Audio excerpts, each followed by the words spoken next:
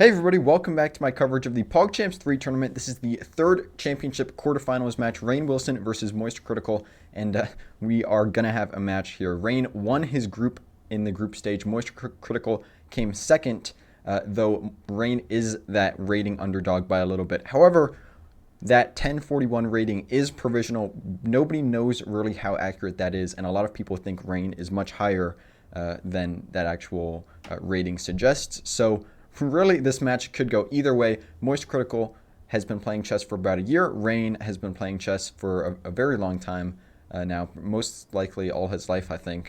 Not too sure about that, but definitely a very long time. But I don't think he's ever really seriously studied it. So overall, this match could go either way, and let's just see how it played out. We have Rainn with the white pieces, and he starts with e4. We have c5 from MoistCritical, the Sicilian defense, knight to f3, knight c6, and now b3 from Rainn. And I'd never seen this setup before. I saw Rainn play it in his games. He did go for this e4, knight f3, and b3 setup against the Sicilian in some of his group stage matches. But, you know, I guess it worked out for him, and if it works out for him, then, it works out for him. He can play it if he wants to, and it's not the worst setup in the world either. So I think it's good for him. We have knight to f6 by MoistCritical, and this is a fine move, though you do have to be aware that you are now letting white play e5, and I think black is actually doing very fine here after knight to d5, but you just should be aware of this e5 move. And Rainn does go for this e5 move. He plays e5, and I don't think MoistCritical was ready for this move because he actually plays knight back to g8, and throughout this game and throughout this match between these two players, actually, MoistCritical, he was having a lot of doubts of his moves and his plans, so that may have contributed to this, passive move. I think maybe if he didn't think he was the underdog, then he would have simply played a move like knight d5, or may have been more likely that he'd play a move like knight d5. But we have knight g8, and now bishop b2 from Rainn. We have d6 trying to undermine that center, and d4. And this d4 move isn't actually the most accurate by Rainn because it now allows MoistCritical to win a pawn with the sequence starting with c takes d4. And well, just give me a second. Let me refresh the page here. Sorry about that. It does allow MoistCritical to win a pawn with c takes d4. And after, if you take back with the knight, then black simply wins a pawn immediately with knight takes e5. However, if you try to hang onto your pawn with a move like bishop takes d4 here, then black can play d takes e5, and after bishop takes e5, you have to save your bishop because, if you take here with the knight, then you hang your bishop here. So you have to take with the bishop, and now this allows black to trade queens, and white can no longer castle. And after queen takes d1, king takes d1, knight takes e5, knight takes e5, and a6 preventing bishop b5, then we would have this position where white can't castle, and black has this kingside majority 4-on-3, but white has the queenside majority 3-on-2. So this would be probably an equal middle game.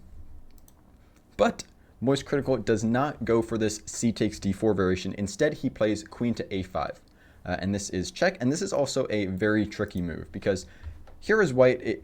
It's actually not the best move for MoistCritical, but it is a tricky move. And the reason is because here is white. The most natural move may seem to to play this knight to c3 because you're developing a piece and you're blocking the check. But this isn't actually the best move here. You should actually play bishop to c3, and it looks very weird because you usually don't see your bishop on c3 in the opening, and you're taking the square away from your knight. But it is definitely a move you should play because you are gaining this tempo on the queen, and the queen will have to move again. And also, you're staying connected to this d4 pawn. You're not disconnecting it from your bishop, because if white does play knight c3 here, which Rainn did play, now once again MoistCritical has this c takes d4 line, and this will also be a discovered attack on this e-pawn from black's queen. So MoistCritical does go for this. He plays c takes d4, and after knight takes d4, here black should definitely take this hanging pawn on e5 with his queen, and this will also be check, and black will be doing very well.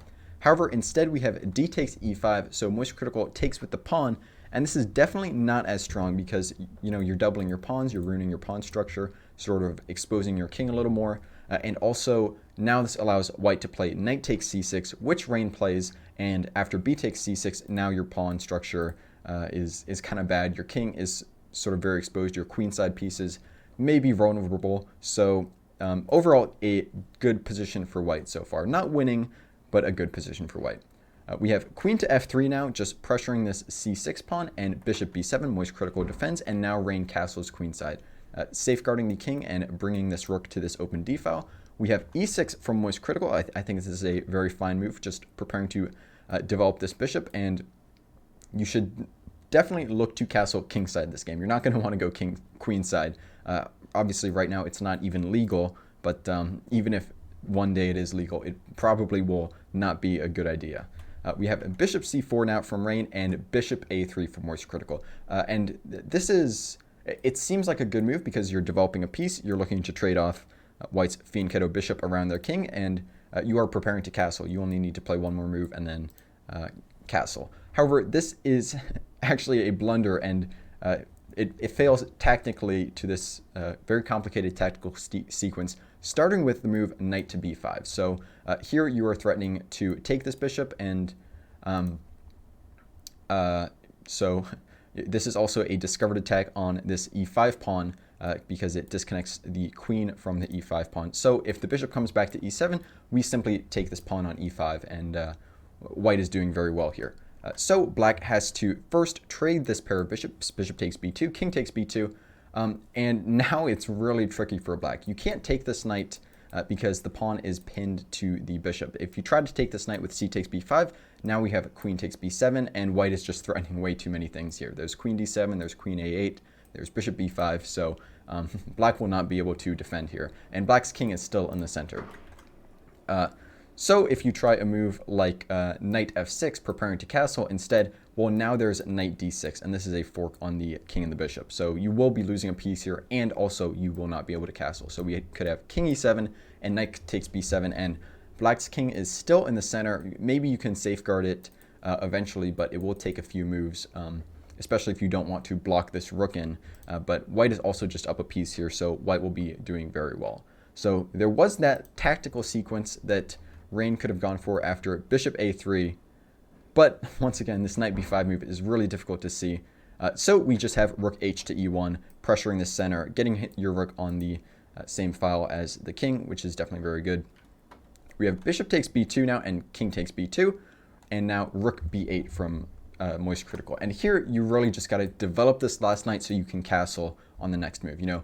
White has a ton of pressure in the center. You do not want your king in the center. You really just got to get castled. That's top priority, which means you got to develop this knight. So knight f6, knight e7, even knight to h6 are probably your best three moves here, if I just had to list your best three moves. But instead we have rook b8, which, now this king is still going to be stuck in the center, and it's going to be very vulnerable to attacks. And white is actually totally winning here after queen g3, which Rainn plays. And this is a fork on this e pawn here, and also the g pawn. And black has no way of defending both of them. So MoistCritical tries to defend this g pawn with g6. However, now there is rook takes e5, and this is an attack on the queen. And also white is threatening rook takes e6, which will be a discovered attack on this rook. And white will get a crushing attack. So here black tries to play queen to c7. But this is even worse because now instead of losing the queen or losing this rook, you will lose the queen after rook takes e6. But Rainn does not go for this rook takes e6. He instead plays rook to e3. So I think he saw this discovered attack, but I didn't think he saw that he could play it with check. But rook takes e6 definitely would have been winning on the spot for Rainn. But we have rook e3 check, and now this gives MoistCritical a chance to get right back into the game with queen takes g3. And simply after f takes g3 and knight to f6, black is totally back into this game. But we do not see MoistCritical go for the queen trade after rook to e3. Instead, MoistCritical hangs his queen with knight to e7. Here he said he was focused on getting castled, but I just wish he had that focus a couple moves ago when he played rook b8, you know. And also, this just totally hangs the queen. So Rainn does see this. He plays queen takes c7, and now Rainn is up a queen. So let's see how Rainn converts this. We have castles from MoistCritical, and this hangs a knight. So queen takes e7, Rainn takes it. We have c5, and this hangs a pawn. So Rainn takes this as well. Queen takes c5. We have bishop takes g2 now, and queen takes a7. Rook to a8 and queen to c7. Rook a c8 and queen a7. Rook a8 and queen back to c7. MoistCritical plays his rook a to c8, and now if Rainn repeats by going back to a7, MoistCritical could claim a draw by threefold repetition. So that would be a huge blunder by Rainn. You definitely would not want to do that. Instead, we have queen to g3 from Rainn, so not allowing that draw to be claimed, which is definitely good. I mean, that would be a huge blunder to play queen to a7. And MoistCritical saves his bishop b7. We have rook to d7. Rainn just wants to checkmate somehow against black's king. And bishop to h1. MoistCritical doesn't really have a lot he can do here. We have rook e to d3 and now bishop to c6. Rook to c7, now forcing the trade, otherwise you lose the bishop. So we have bishop to a8 and rook takes c8, rook takes c8. And now queen to g5, looking to infiltrate this kingside even more. We have rook to f8 and now queen to f6. Rook to c8, and now Rainn forces even more trades with rook to d8 check. Rook takes d8, queen takes d8, and this is also a fork on the king and the bishop. We have king to g7 and queen takes a8, e5, and very nice technique overall from Rainn, by the way, in converting this position. Just wanted to get that compliment out there, because after knight to e4 by Rainn, MoistCritical resigned in this position. So he could have gone for stalemate, but Rainn probably wouldn't have fallen for it. He is a pretty good chess player. So Rainn takes the first game of the match, and now MoistCritical needs to win the second game to bring us to a tiebreaker, or he will be eliminated. So will he be able to do it? I don't know. We'll just have to find out. I don't think I have anything else to say about this game. So thank you for watching. Check out my PogChamps 3 playlist up there, and check out the next game of this match on the left side of the screen. Make sure you're subscribed. I love you guys. Stay awesome. Peace out.